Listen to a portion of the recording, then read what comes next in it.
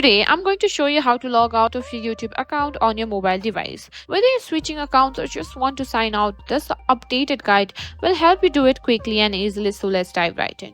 First things first, open the YouTube app on your mobile device. It's usually located on your home screen or in your app drawer.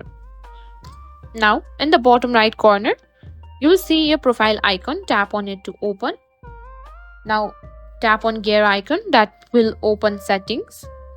This will take you to the settings page where you can manage your account options. Scroll down and go to account.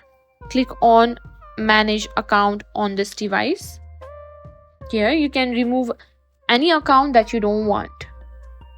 Also, you can switch between accounts instead of signing out. You can do that from the profile icon and tapping on switch account. This allows you to easily switch between multiple accounts without having to sign out and back in. And that's it. Logging out of your YouTube account on mobile is quick and easy with these steps. If you found this video helpful, don't forget to give it a thumbs up and subscribe for more tech tips and tricks.